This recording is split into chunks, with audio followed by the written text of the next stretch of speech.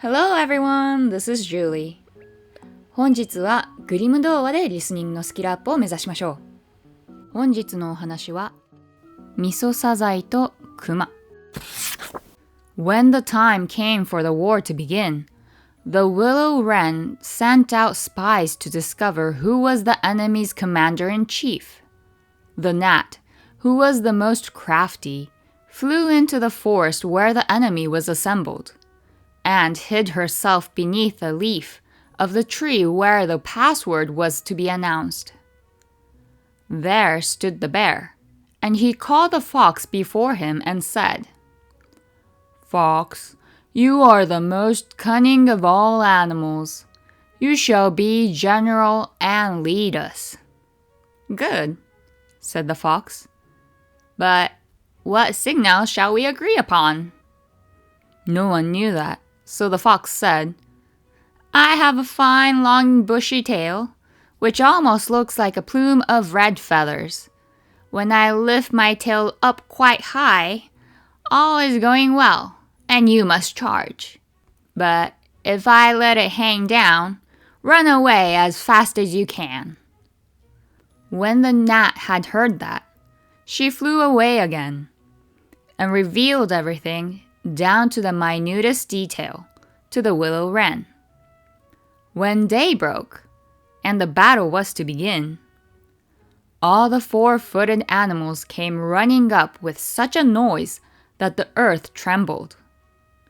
The willow wren with his army also came flying through the air with such a humming and whirling and swarming that everyone was uneasy and afraid.And on both sides, they advanced against each other. But the willow wren sent down the hornet with orders to settle beneath the fox's tail and sting with all his might. When the fox felt the first sting, he started so that he lifted one leg from pain, but he bore it and still kept his tail high in the air. At the second sting,He was forced to put it down for a moment. At the third, he could hold out no longer, screamed, and put his tail between his legs. When the animals saw that, they thought all was lost, and began to flee, each into his hole, and the birds had won the battle.Then the king and queen flew home to their children and cried, "Children, rejoice, eat and drink to your heart's content. We have won the battle." But the young wren said, "We will not eat yet.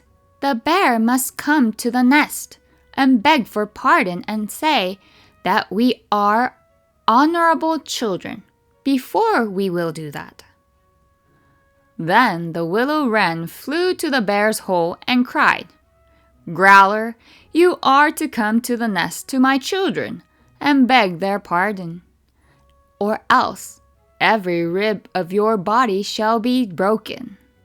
So the bear crept thither in the greatest fear and begged their pardon. And now, at last, the young wrens were satisfied and sat down together,and ate and drank, and made merry till quite late into the night.